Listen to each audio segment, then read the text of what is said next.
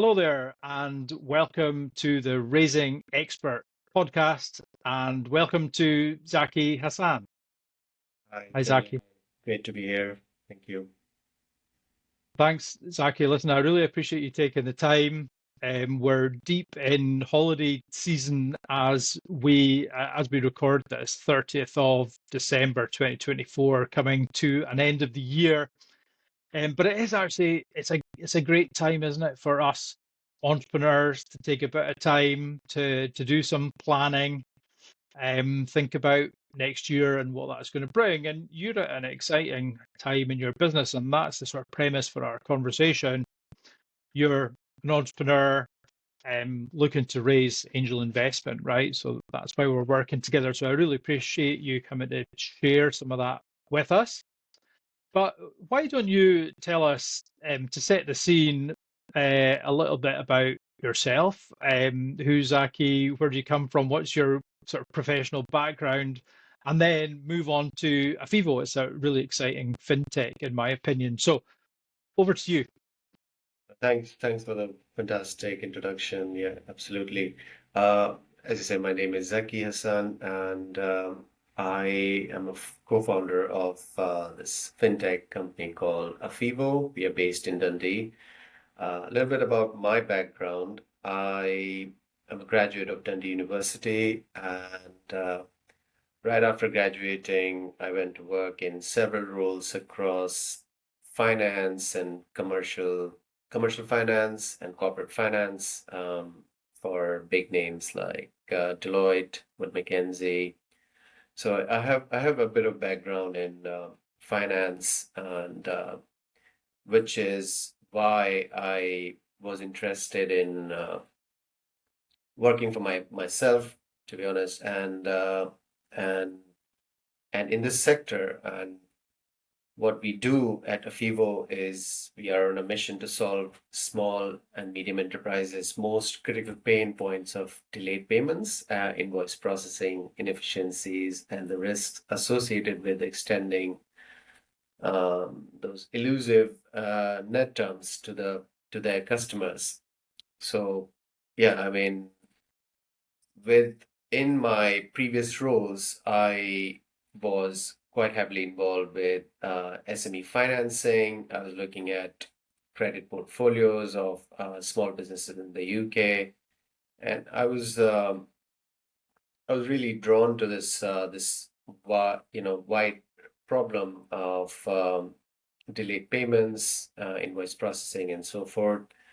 And yeah, that's what we're doing at the moment. So we've got a small team of really exciting um, professionals, from developers and a sales person and myself and a data scientist at the moment, and we are recruiting and for more professionals in the coming year, hopefully. And yeah, as you say, we are raising at the moment, and which is why we are working with you. And I've had a great experience so far working with you, and you've had this tremendous experience of operating a business, and so it's been really wonderful to connect with you, and just you work from there. Thanks, Zaki, and giving us a little bit of background. I think it's really interesting because you're quite unusual in the nicest possible way, if you don't mind me saying, because so many people in your situation go into these big organizations, and there's almost like golden handcuffs in that, you're getting pretty well looked after financially and probably in other ways. And you could have tried to solve these problems, or this big problem for SME, um, and but done it from within these big organizations. But it shows a real entrepreneurial spirit for you to say, no, I'm going to really go and grab the bull by the horns and get out there and develop and design something that Yeah. solves this problem specifically. So I'm wondering, is there, so I'll delve a little bit deeper to say, what is it in your personality, the characteristic that's made you do that? And maybe a bit of a leading question, is there within your family or maybe close group of friends a kind of entrepreneurial culture or spirit? Yeah, yeah, you're right. Like in the sense that as a professional working for someone else or working for a big company, you get comfortable, you get a cushy salary, and that pays for your life. And it is as you know very well, it is highly risky business venturing out on your own or just without much support. So yeah, I mean, in that sense, I always dreamt of like don't want to sound romantic, but I always dreamt of some doing something for myself, and I found this incredible opportunity. It's a huge gap, so I took the leap of faith and just went for it. In terms of my background, my family, my immediate family, they're not entrepreneurial to be honest, and I have some examples from my wider circle, my wider family who are entrepreneurial and they've done pretty well for themselves. So those were some of the some of the obvious people I looked up to, Mm. and I've always had that, um, great respect for people who struck out on their own. And besides that, like always had this knack for knowledge, which drove me, and self-learning was a motivating factor, and that drove me to learn on the job and also teach myself these skills that I missed. And it won't be wrong to say that I had no idea how to be an entrepreneur, and I still am learning, as you can tell.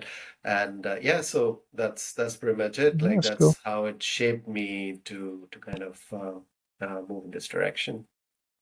No, that's cool. That makes sense. And even those not immediate family members, but they're great role models to look maybe slightly wider out and see how these people have developed their own career. That's very honest of you.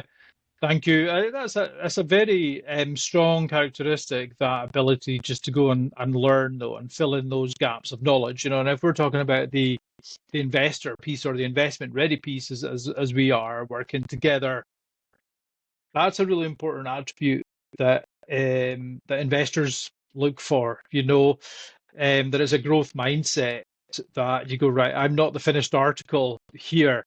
I'm always looking to improve and improve my knowledge, and that you're open to that. So that's a really interesting characteristic, as well as the entrepreneurial, and let's face it, risk taking up to a point. It's a calculated risk, right? Because you think, right, there's a space in the market. I know how to address that, and off you go on the journey. So that's cool. And maybe a slight comment, and in my training and education, in that there wasn't so much entrepreneurship either one in the universities and around the universities. It's much better now, but also, as you say, to go and get these other role models. The training at that time was very much about that sort of blue chip path that you set off on, and there didn't always seem to be that other way. It was I'm going back last century, right? My experience, so yeah, it's quite different. Okay, listen, let's change gear a little bit and talk more about your business, Avivo, and you've laid out, okay, we're fundraising just now, to build a team, a little bit of development and so on. But what would you say if you had to? You see, what's your biggest challenge just now So biggest challenge in terms of for the business for in the in broad business. terms? Yeah. Yeah. I would say it's twofold. It's getting the customers and with what I mean by getting customers is educating them and not saying that they're not well versed with their own problems, but it's more about changing attitudes or, um, you know, the way I see it, the problem is pervasive and everyone faces it especially in small business that most of the according to some statistics, about 65% of small businesses in Scotland, as recent as I think October 2024, according to FSB, Federation of Small Business, they face the challenge of late payments, invoice returning, being paid late. So in that sense, there people know, folks know, this operators know the problem is there, but do they really want to change and do they really want to um, take action on that is the question. So when we speak to potential customers, that's the kind of message or the implicit message that we get. It's yeah, so what, like, people are just kind of comfortable with whatever it is that they're facing, and let's face it, not many people, not everyone is out there looking to be radically altering their course of business or the style of doing business. So it's the problem that we face, and uh, I would say we would face in future, in the near future. It's about changing attitudes and uh,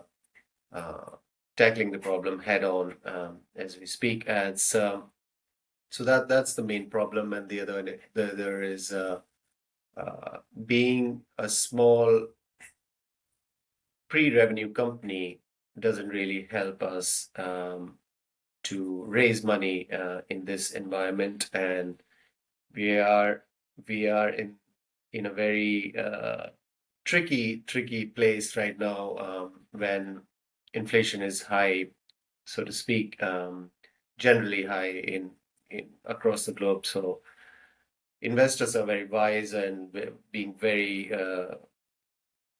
guarded with they're guarding their capital where to invest, and um, it's been slightly challenging for startups and especially early stage startups in technology, where there have been a lot of failures and a lot of bankruptcies, and that hasn't given investors, early stage investors, much confidence.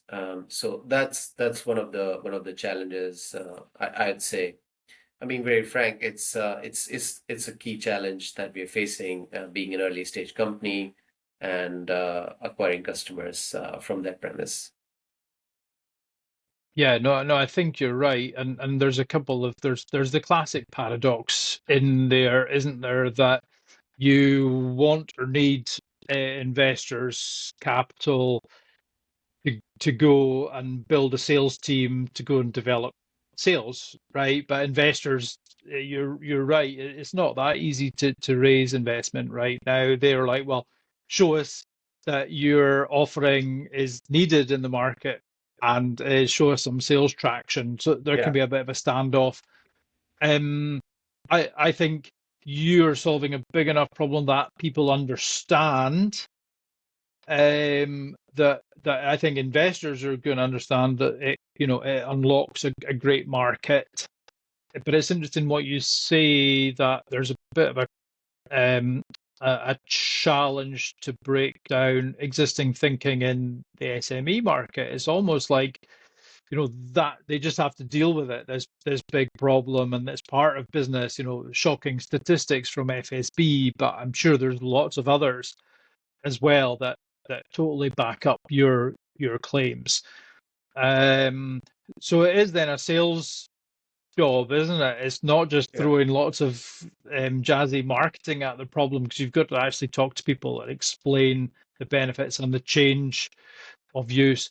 And I wonder if this is a time actually to maybe explain a little bit more about the Afivo technology and how it works. It's almost like, right, what's your sales pitch to potential customers, and tell us a little bit how that would work for their business. Yeah, no.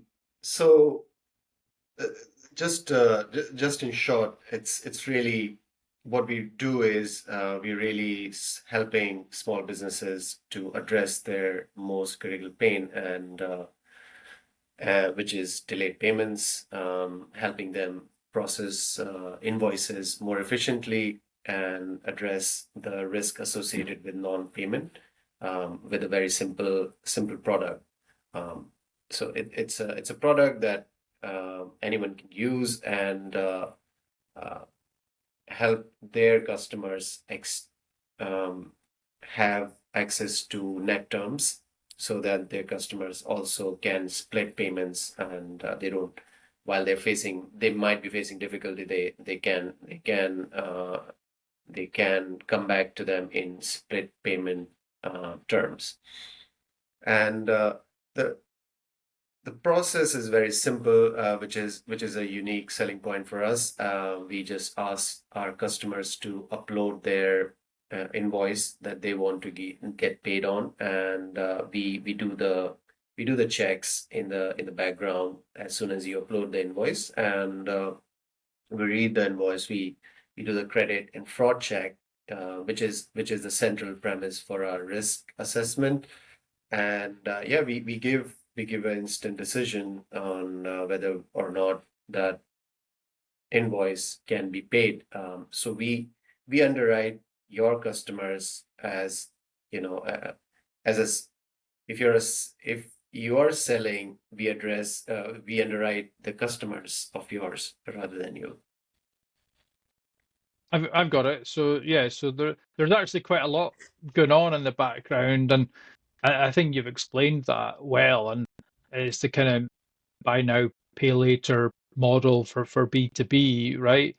Yeah, Um, but there's quite a lot of checks and going on and financial workings. absolutely. Yeah. So I guess is part of the development to automate more of that, or maybe use some AI. That seems to be where everything's going. Yeah, AI is a buzzword, I would say, and but we are developing the product to work on its own. As we say, it is pretty much going to be automated. Everything is going to be automated, um, right from your invoice production. You write an invoice, you use our platform. So everything will be happening on a single platform, which will be machine learning driven and AI driven. So processes would be automated right from producing an invoice and sending it to your customer, and us doing risk and assessment in the background, which is pretty seamless, and it is done in a split second. So yes, you're very, very much right in saying it is going to be AI driven, it is going to be automated, and with this we reduce processing times and minimizing resource burdens for your uh, for your small business. Uh, in Again, I'm trying to bring another statistic here. According to a recent survey, I'm forgetting who it was, but the small businesses are facing huge challenges in terms of they end up spending a lot of time chasing invoices, and uh, that equates to about 22,000 pounds annually per SME on an average, as this figure is from 2023. So an average SME ends up paying about spending about 22,000 pounds annually just as a cost of chasing invoices. So that is a huge cost. I'm sure nobody wants to look at that bill at the end of the year and say, like, we are just we are spending this much money in man hours, and so forth, and resources for just chasing invoices. It's a manual process right now. As you would agree, like most of the SMEs don't don't really have any ways of generating invoice. It's just very much manual. Um, maybe a Word document, maybe a PDF, and that's it. They send it to their customers via an email, and you phone them up to remind them that it's due. And if it's not been paid on time, then you put in another reminder, send emails, and so forth. So there are mistakes obviously in an invoice. So yeah, so it's not hard to see why this is a time-consuming process. It's a drain on resources for small businesses. So we are addressing that by a simple solution.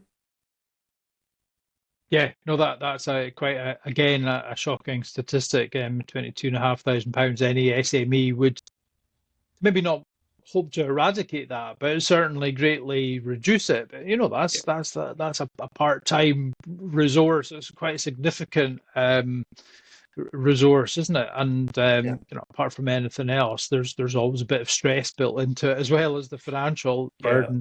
So I'm sure your solution will be absolutely welcome. Listen, you could always tell me where that comes from, and I'll put it in the show notes because I think it is quite nice, isn't it, to be able to back it up, whether that's yeah. FSB or someone else that's been doing that research. Um, okay, yeah, no, I understand where you are in this. But maybe now just actually moving over onto the investor readiness piece, and we're actually unpacking what we have been doing on a kind of weekly basis. I guess we've been talking to one another over the last 4 to 6 weeks or so. And maybe if I can summarize it, I think you're now pretty well prepared. Your investor readiness is at quite a high state of readiness, so we are ready to start engaging with investors. What are maybe some of the lessons you've learned? So thinking about the audience now as people who are maybe a couple of stages behind you, that they're maybe thinking about, what, I really need to go and raise £250,000 in 2025. um, and this has not been your domain of expertise. What have you learned? What lessons would you pass on to people? Um, yeah, I would. Yeah, thanks a lot for that, and yeah, I appreciate your help, and it's been possible with you know obviously by working with you. It's been a great support.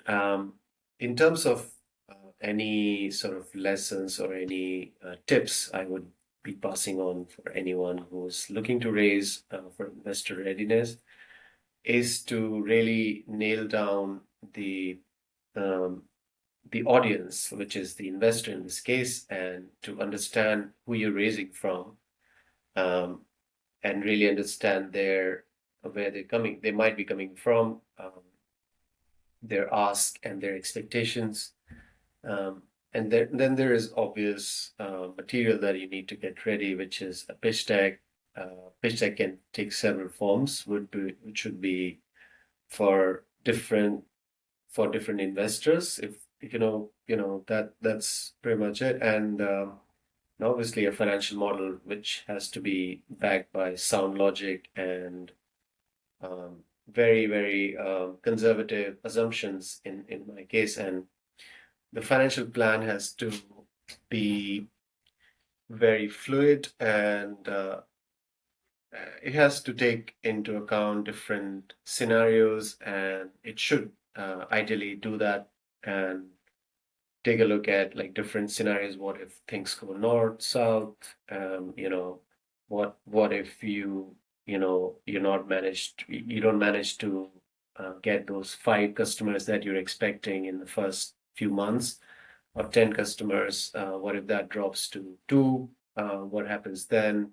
So you take all those sensitivities into account and build a build a financial plan that includes your uh, in a traditional setup, income statement, profit and loss, and your cash flow statement. And yeah, I mean, another thing is valuation. Like I would say, be very conservative with the valuation. Have different scenarios for that as well. There are great amount of help or resources available online for free, so people uh, could look at that and and be very specific to their own sector when it comes to building assumptions and forecasting. So knowing your sector, your line of business, it really helps, and that shows you've done your homework and in terms of building those forecasts. Yeah.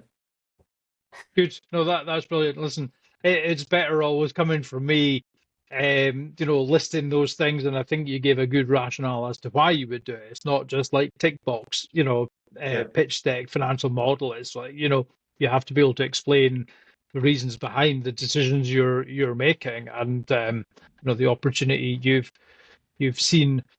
So, thanks for that. And it does make my job a little bit better in that I can just add value because you've done a lot of the fundamentals, is more than the fundamentals. So I think it's good advice. People, go away and do as much as you can, use Google or the support agencies, economic development agencies, whoever it is that can help you get to a certain level, and bit of a pitch, then get someone like me to help you with the final stages. So listen, thanks, Aki. This has been a great conversation. What I hope we could do is maybe do another one in a month or maybe 2 months' time and get a little bit of an update as to how things are going. And I really appreciate you sharing that. It's very good of you. And listen, all the best for 2025 when it comes. Yeah, absolutely. Thank you so much. It's always great to talk, and yeah, we'll speak. Yeah. Thank you. Okay, thanks. See you later. Bye.